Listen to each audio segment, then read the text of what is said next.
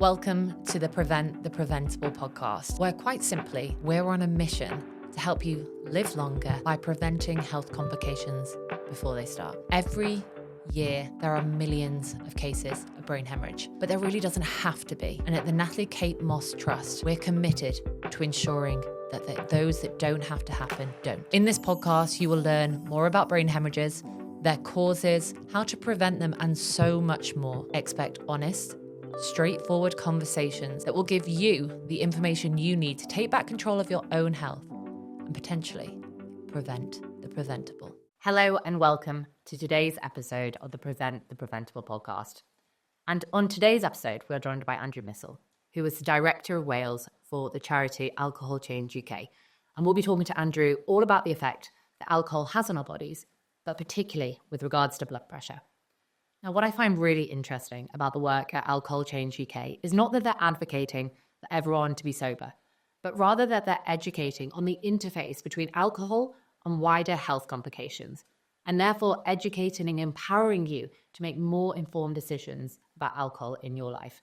Today, we'll be asking Andrew questions such as, what does alcohol really do to our bodies? And how does this have an effect on our blood pressure and therefore run a risk of brain hemorrhages? And also, what effect does alcohol have on our lives practically, socially, and financially too? These episodes are all about drawing the dots between our lifestyle and our health. And we hope that you find this episode helpful and can take away even just one positive action from it.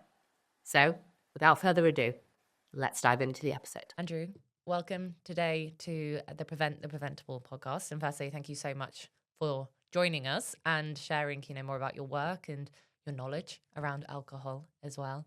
Firstly, can you explain to our listeners, who are you? And also, what is Alcohol Change UK and what do you do as a charity? I'm Andrew Misell. I'm Director for Wales at Alcohol Change UK, but I have a remit that's broader than my own little patch as well. I worked for the organisation for many years and seen it change over time, but we've always been an alcohol harm reduction organisation. We're not anti-alcohol, we're not a temperance campaign, we're not seeking to persuade anyone to give up alcohol forevermore, unless that's what they want to do, which is fair enough. And we really work across the whole spectrum of the harm that alcohol can cause in society. And I think any of us who've ever drunk alcohol or who live with anyone who does will be aware of those sort of minor harms that alcohol can cause in terms of sort of low-level ill health and strained relationships. And we work on those issues right through to work, say, with our Blue Light project, which has been running for about 10 years to improve the support for the most vulnerable alcohol-dependent drinkers, people for whom alcohol has come to dominate their lives, and there's a great deal of chaos and pain there, often people with a long history of trauma. So it's that harm across the spectrum, really, and I think we try not to differentiate too much. Obviously, there are different issues at different points along the spectrum, but we very much try and avoid the idea that there's this group of troublesome drinkers over there who cause all the trouble, and then there's the rest of us who are doing just fine. So we try to look at it in the round and avoid any kind of moral judgment and just really look at this as a health issue that we can hopefully support people to address. I think there's so many interesting points in that, but I think one of the key things is the point that you're making, that it is not just people who are, in quotation marks, alcoholics, raging alcoholics that are out of control, and then the rest of us who are angels. There's a big spectrum, and there's a number of different complications, maybe being the right word, that alcohol can create in your life, big, small. And I think talking about all of those different complications and making people more aware of them can make them think differently about alcohol. Because to your point, and this is what I actually found really interesting when I came across the charity, was that you're not, talking about sobriety necessarily. Yes, as you say, if somebody wants to become sober, great. But you're talking about making people more aware of the implications that alcohol can have on your life, and therefore making better decisions individually as well, which I think is very, very interesting. And we'll touch on all of that.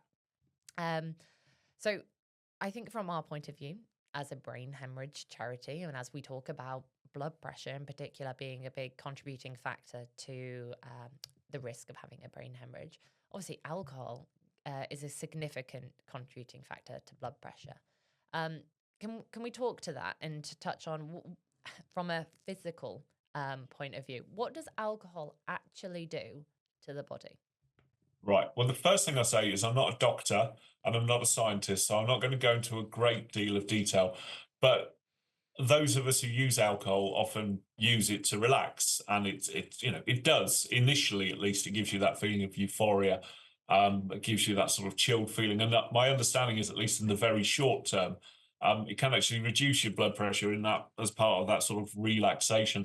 But on the whole, use of alcohol is going to increase your blood pressure, and it's going to increase your risk of all of the conditions that are associated with high blood pressure, such as stroke, heart disease, and hemorrhage, as you say. And that's really sort of part of a package of problems that alcohol can bring. And I'm really not trying to frighten anyone here, because I know full well that just going out to people and saying don't drink alcohol, it will kill you, is just not going to work. It doesn't resonate with people's experiences, and you can't really frighten people into becoming healthier. But as a general rule, the more alcohol you consume, the higher your risk of a range of health conditions are. And it's never black and white, it's never absolute. You can never absolutely say that alcohol has caused this, but it increases the risk. And I guess the decision for all of us to make as adults is how much risk do I want to take, and how do I weigh those things up? And that will be a matter of weighing up, well, these are the pleasures I get, these are the social functions alcohol performs for me. On the other hand, this is what it's doing for me that's bad in the everyday, like hangovers or arguing with my partner. And then if we can bring ourselves to think long term, which humans are terrible at doing, it's, well, how worried am I that this drinking habit that I've got into is going to leave me very unwell 10, 20 years down the line? And humans are notoriously difficult. We find it notoriously difficult. Anyone who's ever tried to lose weight will know that. You think, well, it'd be really good for me in 20 years' time if I wasn't carrying this extra weight. But I'm still struggling to lose it right now. So it is, like with any health change, it's difficult. Yeah, absolutely. And I think there is that, problem that we all have around recognizing the long-term impact of our immediate actions. And I think particularly with alcohol, when you see an immediate buzz or effect, it's very hard to kind of think in terms of the long term there. Appreciate what you're trying to do here is get people think about what they could do now to prevent problems in the future. And this is a very worthwhile message. It's very valuable. It's just it's one that a lot of us sort of struggle to absorb, which I guess is why we keep encouraging each other to think long term. Yeah, absolutely. So when we think about the effects on our body, and you talk about it in a sense of how much risk am I willing to take, which I think is a really interesting way of putting it, actually. But is there a line? We'll so often hear these things in the paper or the news saying, well, the French have said that 1 glass of red wine a day is, great for our health, etc. Is there a line to say, up to this point, it's not great for you, but it's not terrible for you? Do you have any information on that? Yeah, there's a few different ideas out there. I mean, the first thing I would say, there is this thing they call confirmation bias, which is when you hear stuff that you like the sound of, you tend to believe it. And in my experience, newspaper editors love stories that tell you that red wine is good for you. And there's a certain amount of evidence out there that in a certain age group, at certain very low doses, red wine can have certain benefits for heart health. But those benefits, as I said, they only work for that age group. I can't remember exactly which one it is, but I think it's a middle-aged group, quite narrow. And those benefits are only really valuable if you don't care about any of the other risks. So you're entirely focused on heart health. You're not bothered about cancer or anything else. You're just thinking about your heart. So there's not much there, but it's a great story. Red wine's good for your heart. I mean, the thing about drinking in continental Europe, which is another thing that people do like to talk about. One thing is France used to have the worst rates of liver disease in Europe, and they've gone down mainly because the French don't drink as much as they used to. And also you hear about things like, oh, the Italians give wine to their children, but they give massively diluted wine to their children, and they're also the most moderate drinkers in Europe. So these comparisons, they don't really stand up very well. In terms of where to draw the line, I mean, you've got two things we can draw on in recent years.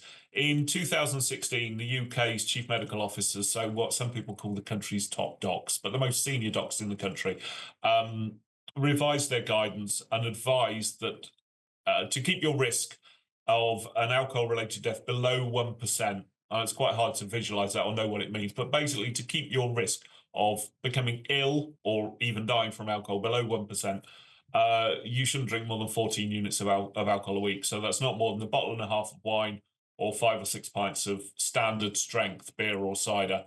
And that, I think that's quite a good guideline. A lot of people can work with that. And they also suggested taking a few days off from alcohol during the week, which I personally have found very useful. I've recently started not drinking on weekdays.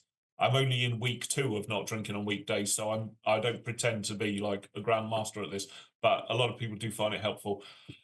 What the World Health Organization said a couple of years ago, which is true, is that there is no proven safe level of alcohol consumption. It doesn't mean that there's proven danger, but it does mean we can't prove the safety. And they have said that your risk from alcohol increases from the first drop, which is true. This is true. The only thing I would say about that message is it will work for some people, but there were other people who will hear, oh, well, there's no safe level of alcohol consumption. In for a penny, in for a pound, I'm going to stop worrying about this. So I think what the World Health Organization said is true scientifically. I suspect for a lot of people, the chief medical officer's guidance, which is don't have more than 5 or 6 pints a week and take some days off, or don't have more than a bottle and a half of wine, is probably more useful, probably more workable for people in their day to day. But as I say, it's not black or white. There's no, it's people consume in different ways. People have different body sizes. Yeah. There's all sorts of factors at place. But I think that 14 units a week is a good figure to hold on to. It's good guidance. Yeah, I think it is so individual because you say those numbers, and I think the problem as well is with units, because you said 14 units. In my head, I was just about to ask you a question, like, what does that mean? And you've explained that, but when you go to the doctor and they say how many units, no one knows what a unit of alcohol is. But no, I mean it's I do occasionally explain it in terms of pure ethanol. Most people probably wouldn't have seen pure ethanol. I know what it looks like because my dad used to use it to clean his LP records, and it looks like water, but obviously it's very different and it's flammable and everything. But a unit of alcohol is 2 teaspoons of pure ethanol, regardless of the drink that it's in, and obviously that would be part of wine or beer or whatever. But yeah, I tend to talk, it's not exact, but I tend to talk in terms of bottles of wine or pints of beer. Yep. The thing you've got to watch with both of those categories is that the ABV has been creeping up in certain drinks. You'll find wines at 14% now, which is, nearly 1.5 times what some of them were maybe 10 or 20 years ago. And beers, similarly, you'll find beers at 7 or 8%, which is double the ABV of a standard beer. So you have kind of got to watch it. If you go down your supermarket and you buy a can of some 8% double IPA, that's like buying 2 cans of a normal beer. Yeah. Similarly, a 14% red wine is going to get you a lot quicker than drunk, a lot quicker than, say, a 10 or 11% white wine. Yeah. Not because of the difference in colour, but the difference in ABV. Yeah. Yeah, absolutely. And I think, there's changes, as you say. I've noticed that personally, there's changes in the amount of alcohol in different drinks. But I think going back to your point in terms of everyone is very individual in terms of, 14 units, to me, when you explain it's a bottle and a half of wine a week, to me, that sounds a lot. But I'm sure for other people, and I can think of other people who probably drink more because they'll have certain different social activities which were not require drinking, let's say, but, it's part of it as well. And so it may, to them, not necessarily feel a lot. And I think it was all very individual. People say to me, "Oh, is that the daily amount?" I said, "No, that's the weekly amount." And it's, as I say, you have to avoid. It sounded judgmental as soon as it came out of my mouth, but it's not meant to be. All I'm saying is you've got to realise where people are. Yeah. And work with them. And I suppose we often talk in the world of alcohol and substance use more broadly. We often talk about harm reduction. And if you have a friend or as a professional you encounter a client who drinks 14 units a night and thinks that that's cool, Normal. you don't start straight away with, right, well, we need to cut that right down to 14 a week. You think, well, okay, why do you drink like this? What are you getting out of it? What is it doing for you? What are the occasions that you're drinking on? What would success look like for you? I think is often the most useful question. You know, it's not my job to manage your drinking habits for you or tell you what to do. The question is, what would success look like for you? If you're not happy with your current drinking, what do you think you could do or we could do together to get it down to a less harmful level? Yeah, absolutely. I think any positive change is incremental, isn't it? I don't think anything that is, huge jumps are necessarily you're able to continue them. And so I think finding those small wins, whether it's going down from a bottle of wine a night to three-quarters of a bottle of wine, at night, or just having one day off a week. And I think those changes are so important. But to your point there, um, it does depend on what people consider as normal. And I think as a society, if we're talking about the UK here, I personally think that, you know, alcohol is normalized and glamorized in certain ways, and it's used as a way to celebrate. It's used as a way to commiserate. It's used in many different occasions. Um, it's used to relax, and I think we use it in the wrong. I think that's the point. It's used, and it's used as a drug. And I think if we were to introduce, this is where my view on alcohol has changed so much over recent years, because I think if you introduce alcohol to a society now and you talk to them about, it's going to basically make you not be as reactive, you not be as clear-minded, it's going to change your character, you're going to feel really rubbish the next day, you'll fight with people, all of these different things, you'll make bad decisions about money, you'll throw yourself, all that been doing in the gym, that goes out the door when you go to Domino's, and all these different things. People will be like, why would I have that? I'm not going to have that. But it's so normal in our society. And I think by having these conversations, it's not to encourage people to say don't drink at all, but it's to just make them recognize that maybe it actually isn't normal. Maybe actually doing that isn't the best thing for me. And actually just to kind of have that realization and to give them that information to, as we talk about, not to tell them what to do and to make a change and live like a monk, but rather to go, wait a minute, let me think for myself. Is this normal? Is this what I want? Or am I just going along with the norm? I think, yeah, drinking is a social construct, and there's all sorts of theories about the reasons different countries drink at different levels. But I'm told that historically, when the Romans arrived in ancient Britain, they thought we were a bit boozy. So this has been going on for a while. Um, but yeah, it's a social construct. It's got lots of social drivers, and that could be all sorts of things. From I always drink when I watch sports with my mates, to I always drink when I socialize with my boss in my supposedly high status job. So that, yeah, there's all sorts of pressures, and also it's been described as the nation's favorite coping mechanism. We turn to it because we're shy, we turn to it because we're happy, we turn to it because we're distressed, because we had an awful day at work, because we don't know what else to do. I mean, loads of people's drinking, mine included, went up during the pandemic because we were worried about various things, either worried about the virus itself or worried about our work or just miserable because we weren't seeing anybody, and bored. And people wanted, so many people said to me, I want something to mark the end of the day. I've been in the house all day because I was told to stay indoors, and I'm doing the right thing.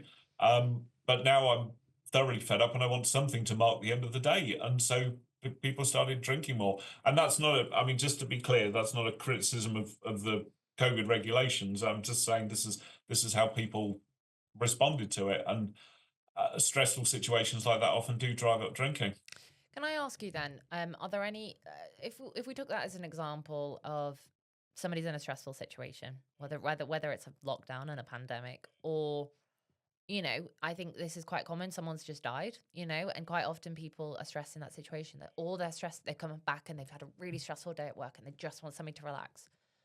What would your advice be to that person? Not to say, oh, you just can't drink, how would you help them manage those situations better rather than necessarily just relying on alcohol? Yeah, I mean, to be honest, I think in the face of sort of a genuine tragedy, like say a death in the family, I would probably say cut yourself some slack and really, just take care of yourself. And I would be, I probably wouldn't give people drinking advice in that situation. In terms of your everyday stresses, I guess what I try to do for myself and what I say to other people is, what do you want from this? What are you getting from this? Why are you doing this? But it's how to ask that why conversation that why question without it sounding like an accusation. But so you come home, you're fed up, you want something to mark that change, to reward you, to treat you, to console you. And I suppose I would say, well, think about what are you actually looking for, and is the alcohol giving you what you want, or is there something else? And I know that can sound so trite sometimes, because you'll say, well, no, don't reach for that beer in the fridge. Go and do some yoga instead, or like, go and read a worthwhile book. And I appreciate it's difficult for people, but I think in the same way as we want to start a conversation in society, we want to start a conversation with ourselves, which is the conversation that I sometimes try and have with myself on a Wednesday night when I'm thinking about having a beer. Is, do I actually want this? Is how I feel on Thursday morning really going to be the way I want to feel it if I start drinking on Wednesday night? And is this giving me what I want? And I suppose increasingly I've thought, well, the answer for me at least is no. This is not sorting my problem out. Yeah. I think those questions are really powerful. I think having that opportunity to pause at that point and go, does this appointment, whether there's a visible trigger, a note on the fridge, or something to say, to pause and to think, is this going to help me? And we talked about long term earlier in terms of long term effect, and I think this is almost like medium term. Like, do I really need this short term kick, or medium term, i.e., tomorrow and this week? Is this really going to help me move forward? I think I would challenge in terms of what you were saying about grief. The only reason, and I actually would say, talking from my own personal experience, when I've been through grief at different points, there have been times where I've been like, whatever, I'm just, going to drink through my pain. But then there's been other occasions where I've consciously decided I'm not going to drink through this, because when I drink, it doesn't help me sleep. It doesn't help it. I don't make good decisions about my food because I'm not sleeping and not making good decisions about my food. I'm not going to go outside and walk or go and do exercise. So it's not just the alcohol, it's the knock on effect of all the other pieces of the puzzle that are going to support my well-being through that difficult time. And I know the times in my life which have been more difficult and I've made those conscious decisions, it's not been easy. There have been times where I've been in that situation. Last year, unfortunately, I lost my dad, and I went through that. I decided I'm not going to drink through this period, and it really helped me to do that. Of course, there were times where I was like, I'd really like a glass of wine, not whatnot, but I think it was that moment of pause and going, well, wait a minute, I feel better, I'm sleeping better. Is having a glass of wine going to help me sleep? And I've introduced alcohol back in, but I think when you're going through a difficult time, to be conscious of how alcohol maybe is, as I say, affecting those different areas of your life and therefore probably exacerbating the problem. I think you're right, actually. And I mean, obviously, given what you just said about your father and the whole context of this podcast around your sister, um, I'll be honest, I wasn't thinking about that when I answered the question. I probably should have been, but yeah, you're right. You are right, Fiona. I was thinking, I suppose I was just thinking, perhaps coming at it from a professional point of view, that is a situation where I'd be very reluctant to tell someone what to do. Yeah. But yeah, you're absolutely right. The alcohol doesn't remove the loss. It might bring some temporary comfort, but it will also. I mean, it's a depressant. It worsens your anxiety. It can often, make you feel more pessimistic. It doesn't. Yeah, it doesn't help. Yeah, and I mean, you were talking about pauses to thought, for thought, and it was just reminding me, because obviously one of the big campaigns we run is the Dry January Challenge, which lots of people take part in every year. And the point of that campaign is to give people a pause of whatever length they like. I mean, originally it was January, but you can do it for anytime you like with the Try Dry app. You can do it any time of the year for any amount of time you like. And interestingly, on the Try Dry app, there's a number of challenges of things that people find difficult to do without alcohol. One of which is attending a funeral, and I you know, I can see why it's there. I can see why we put it there, because there is that feeling that if there's been a loss, I don't know what to do about it. Can't do anything about it. I can't physically bring the person back. I feel the hole in my life. Right, and we're all standing at the funeral feeling awkward. Yeah. Let's fill it with alcohol. And so yeah, one of the things we did suggest, at least, that people might want to try is, if you don't want to drink at this funeral, why don't you try, see how that goes, Yeah. see if it's better, and often it is for people. A huge thank you to Hugh James Solicitors for sponsoring this first series of the Prevent the Preventable podcast. Now, having your life torn apart by a brain hemorrhage is one thing, but learning that it could have been prevented and it was due to a mistake in your medical treatment is truly devastating. And whilst nothing can change what has happened, Hugh James's clinical negligence team can support those who have suffered a brain injury or bereavement due to a mistake in their treatment. To find out more about how and if they can support you, head to our show notes now. Yeah, I think so often it's the first drink. The first drink is the one you're like, I really want a drink, a beer, a wine, or whatever. And then after that, you're kind of past it and you're just drinking for the sake of drinking. And if you don't drink and you get past that first drink, I feel like you get to a point where you're like, I'm not bothered anymore. I don't want to drink. And it's just getting past those first few. That's what I've noticed from my experience. I think you're right. And also, if you don't have the first drink and others do, you start to notice the change in the room. You notice how people become, to be honest, less interesting, because they start making less sense. And they're having those sort of drunken conversations. And that's not to criticize them, but when you are sober and you are out with drunk friends, you realize how little sense the conversation makes. Yeah, absolutely.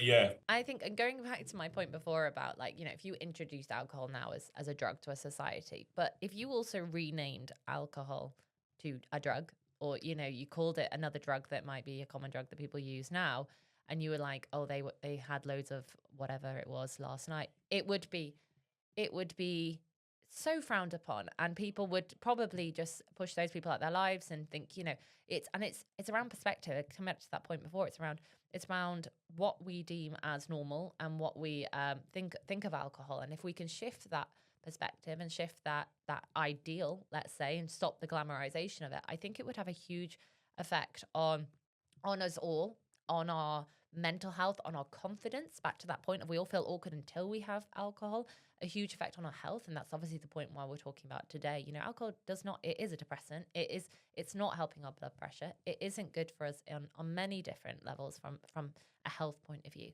But also, and you talked about before, there's other problems that alcohol can have from a more, let's say, more micro level. And that could be relationships, that could be in terms of our practically in our lives or financially. Can you kind of talk about those a little bit more as well? I mean, one of the most common issues that comes up where there's tensions in an intimate relationship is around levels of drinking and different attitudes around drinking. And I've observed it. I've been part of it myself. One person is drinking, the other one isn't, or is drinking less, and it puts a strain on relationships. Also, alcohol is a disinhibitor.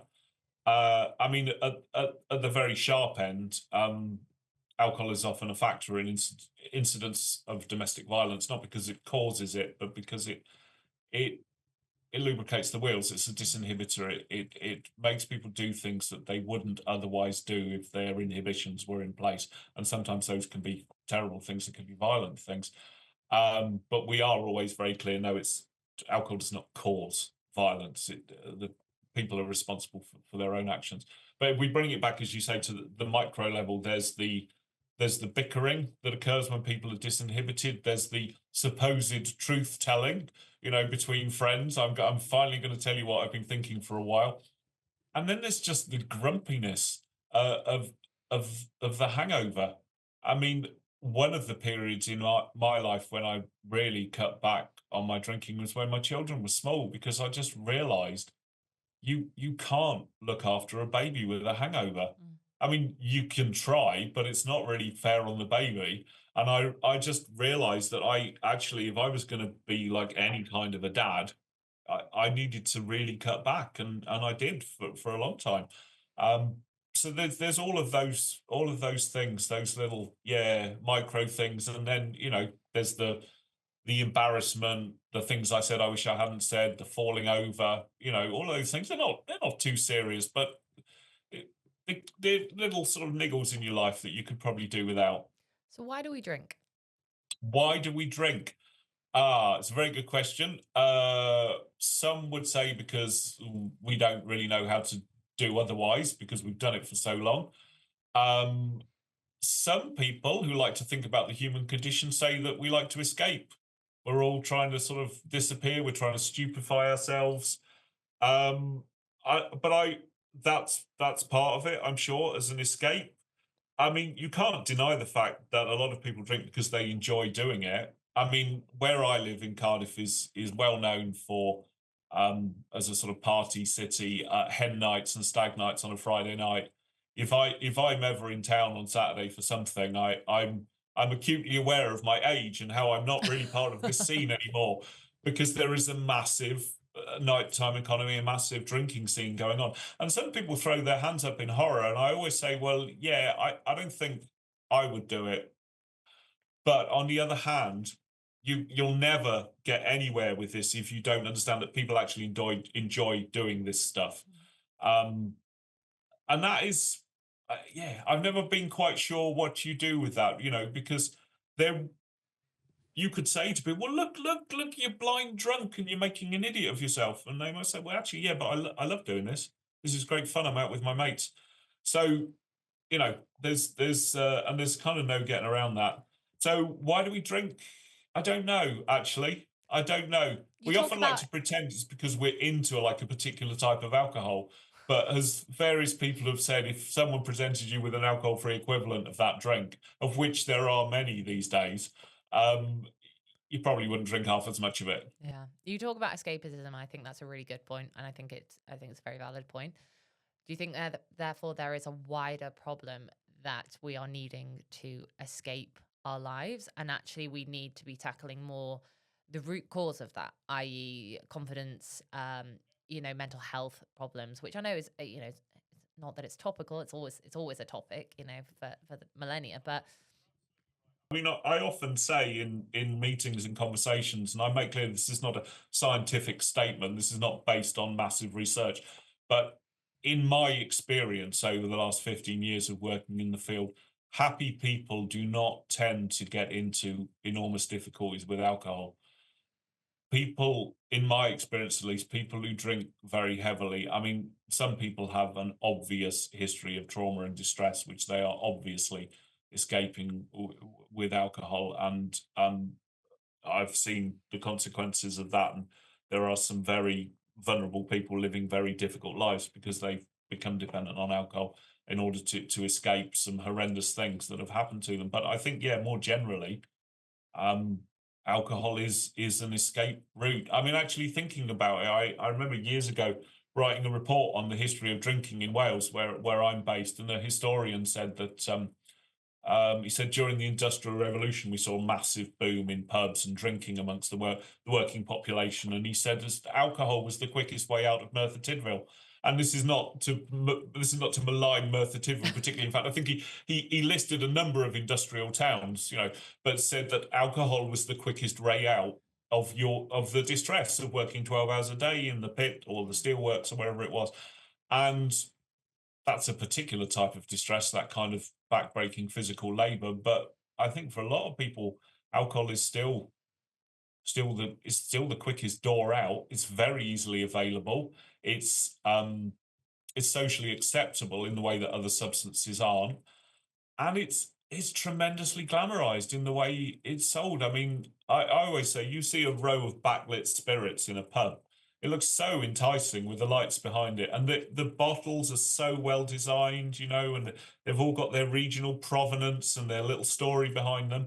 It's yeah, it's an attractive product that's very attractively marketed, and there's a lot of money going into telling you that it isn't just an intoxicant.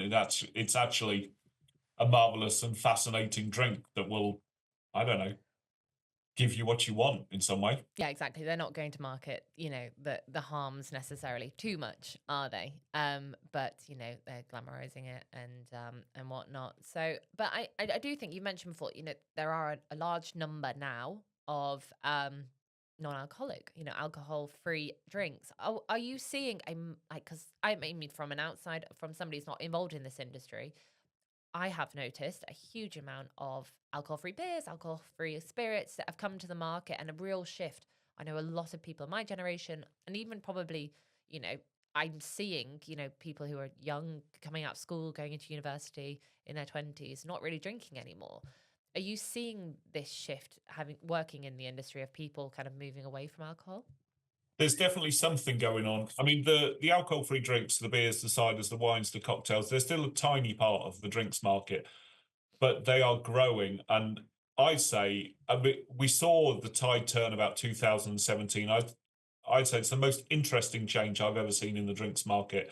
I mean, on the Alcohol Change UK website, we started reviewing alcohol-free drinks in 2017. I think we've done 500 so far, and they're constantly coming on the market. I mean, one of the things that we do is every October we go to the Newport Food Festival in Southeast Wales. If anyone's around in Newport in October, please do come along and see us at the pub with no booze. And we have a range of alcohol-free drinks and wines and ciders and cocktails, and we just offer them out for people to try. And some of them are brilliant. I can't remember what it was. I was drinking an alcohol-free stout from Edinburgh the other day, and I was thinking, this is brilliant. This is just great beer. This is better than most of the alcoholic beers I drink.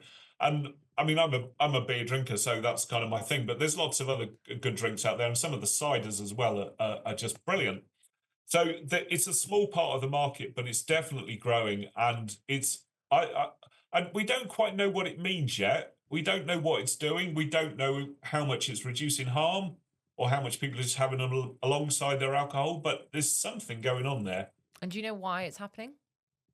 Um, that is really interesting. I mean, there's two things going on, which is supply and demand. So the alcohol industry, so your big companies like Heineken and AB InBev and things, Diageo, who produce an alcohol-free Guinness, which I never thought I'd see. Now they are doing that for commercial reasons, and I don't blame them for that. They've seen demand in the market and they are supplying it.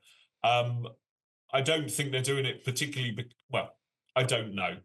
Um, I was going to say I don't know what interest they have in alcohol harm reduction, but I can't speculate as to their motivations. But I imagine their main motivations are commercial. They've seen a gap in the market. Where the demand has come from, I'm not totally sure how this works. I mean, to some extent, the new supply is increasing demand, because when there were only one or two alcohol-free beers and they tasted awful, the demand for them was minimal. But I can now go into a pub, and especially if I'm driving, I can go into a pub and I say, "Oh, can I have an alcohol-free Guinness?" And I have a couple of pints of alcohol-free Guinness, and I drive my car home. It's brilliant. Yeah. If they didn't have that drink, I'd be on the soda. Yeah. A huge thank you to Colony Coworking for supporting us with this first series of the Prevent the Preventable podcast, and for providing us with this beautiful studio too. Now, at the Natalie Kate Moss Trust, we are a small team working remotely, but on a mission to make a big difference. But finding the balance between flexible working and working in inspiring spaces surrounded by inspiring people can be a hard balance to strike sometimes. Colony is an expanding network of co-working spaces in Manchester, a place for entrepreneurs, creatives, freelancers, startups, and established businesses. A place where everyone comes together, where ideas pollinate and businesses flourish. And Colony is helping NKMT do just that by supporting us with this podcast, by helping us reach more people with this vital message, and ultimately helping us to prevent the preventable. To find out more about how Colony can help your business grow, head to the show notes now. I certainly think there's probably, for these bigger brands, there's certainly a commercial opportunity. I wonder whether there's also, a lot of companies now are thinking about their social responsibility piece. And I think there might be a part of that. And I think it helps. I mean, I was on the point of saying something rather cynical, but I try not to because I have no idea what other people's motivations are. But yeah, I'm sure it does them no harm in terms of their reputation as well. yeah. Um, And I also wonder whether with the rise of social media over recent years that, I mean, it probably started when I was younger, but it wasn't as bad, in a sense of you going out and there's pictures of you, whether, when you're drunk and you maybe don't look your best or whatnot. And I think now younger generations I think social media plays such a huge part in their lives, and they're so scared of what's being put on there. And they don't want to look bad. And, it really has an impact on their mental health. So I guess if you can, cut it off at the source in a sense of not drinking, you're avoiding the potential of having pictures put out onto social media as well. That would be kind of what I would potentially hypothesize it's around interesting that when the situation. internet first became a thing, we'd kind of assumed that people would post drunken pictures of themselves all over it, but it became quite clear, as you were saying, Fiona, the effect was the opposite. Mm, People do not wish to be seen drunk on the internet, and partly because that stuff is there forever, and your employer might see it. So yeah, it does. Yeah, social media does seem to have sort of become a policeman of social etiquette. I mean, you were asking as well about the increasing number of people not drinking, and that is another thing that is indisputable, and the stats bear it out. Probably over the last 10 years, the number of people in that 18 to 25 age group who do not drink alcohol is increasing, and it's an undeniable trend, and we don't entirely know mm, why that is happening. I mean, I always speculate. I have various thoughts on this. It's probably in part because of social media. There seem to be changes in the way that young people socialize.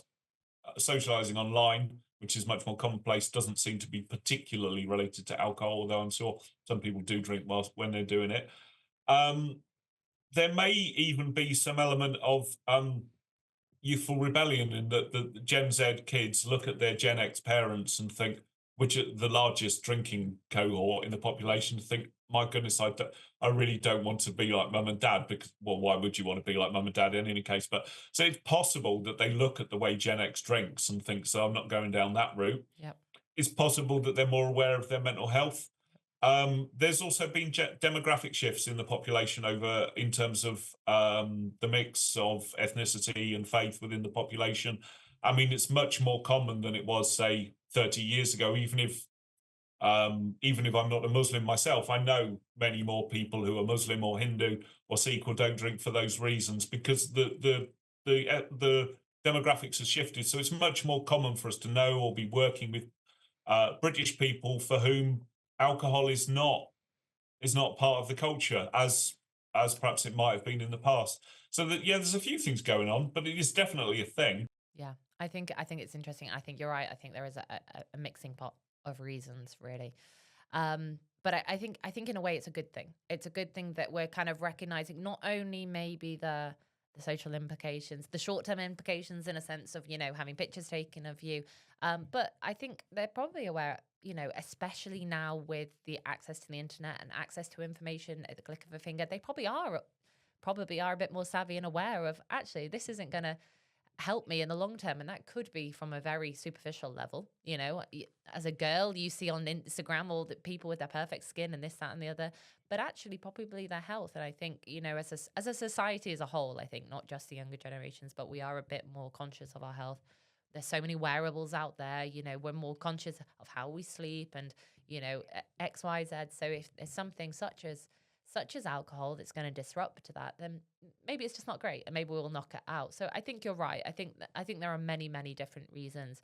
I think it's great that people are taking individual responsibility for themselves, and deciding for themselves what they want in their life. And I guess that's the point of us talking today, is to give people this information so that they can go away and go, actually, what is my relationship with alcohol? And I would really encourage anybody who's listening to this podcast today to actually make that decision and ask that question.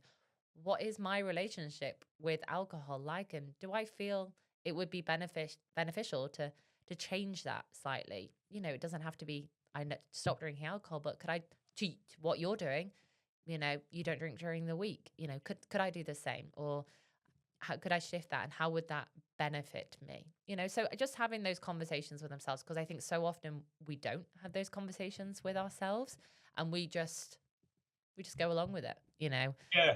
And definitely the conversation about mental health has become much more open in recent years, and about poor sleep. I certainly don't remember anyone talking about poor sleep when I was young. Yeah. Well, It we've was got a whole just podcast episode on it, Andrew, so you can have a listen okay. to I should tune in. that. Yeah. And people didn't talk about mental health either. It was just it was very much brushed out the way. I mean, nervous breakdown was the phrase they used to use when I was a child, which I don't think that's actually a scientific term, but if someone was struggling, it would just be said that they'd had a nervous breakdown, and we didn't talk about that anymore. Yeah. So it's certainly been much better that people are able to say, oh, do you know what, actually, I think I'm depressed, or I'm lonely, or and I think I need to do something about it. Yeah, and drawing the dots between that, drawing the dots between our emotions, our well-being, our mental well-being, you know, our sleep, our relationship with alcohol, our exercise, you know, drawing the dots. You know, I say this expression so much, people will be listening to this podcast like, stop saying drawing the dots, but that's what we're talking about. It's drawing the dots between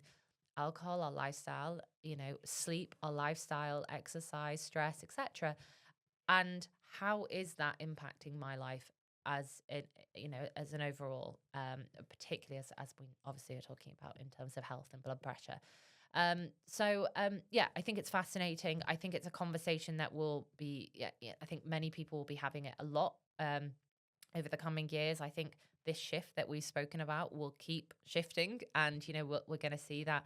I'm really interested to see how alcohol plays a part in our society over the coming decades, because I think it will be phenomenally different over the coming decades versus recent ones.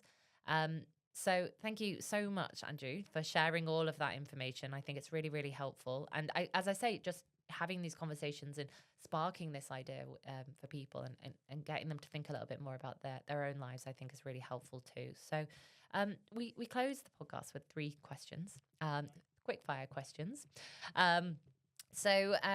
The first one is, what is one non-negotiable for you in your routine habits and life that you know is supporting your health? I did have some notes of these questions before, but I would say there's nothing non-negotiable in my life. I think with all the responsibilities I have, I'd be hard pressed to. But I will say I try to go swimming twice a week. That's definitely helped me. And How do you find I that helps you? Sorry? How do you find that helps you? Oh, mostly mentally, to be honest. Mostly mentally. I don't think when I'm going up and down the pool, I like to say I can do 500 meters in 20 minutes, which is only 15 minutes slower than the world record. So I'm, not bad. If I stick at it for a few years, they'll be calling me up for the Olympics. But no, I think about nothing when I'm going up and down the pool. I mean, it's also helping me lose some weight and like stop my joints seizing up and everything, but mostly I just think about nothing, and that's good. Yeah. So I think yeah, that's a great one. but I wouldn't say it's non-negotiable. I'll be doing it once this week. I haven't managed to do it twice because of work, but I tried to go twice a week. Yeah, well, it's only Thursday, so. Yeah. The second one is, if you could get more people to understand one thing, what would it be? If I could get some people, well, I mean, in terms of the world in general, I'd just say try and see it from someone else's point of view. Try and see it from the other person's point of view. You really should. It would save us an awful lot of trouble. I mean, in terms of alcohol, if we're talking about that, I'd say just ask yourself what are you doing? And I don't mean that as an accusation. Just what are you doing? What are you trying to do here? And is it working for you?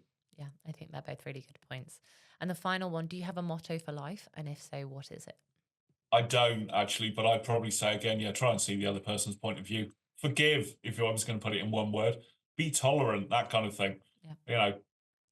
So yeah. I think everyone has their own personal experiences and stories, and it's hard to kind of tell someone what to do when you've not walked in their shoes. So absolutely, I mean the late Robin Williams, who knew an awful lot about depression and distress, used to say that everyone you meet is fighting some battle you know nothing about. Well, yeah, they are. So be nice, he said. Yeah, absolutely. Which is cheesy but true. Yeah, absolutely. I think the cheesy ones are the best and the most real. So, good. Andrew, thank you so much. Wow, I found that episode so incredibly interesting, and I really hope that you did too.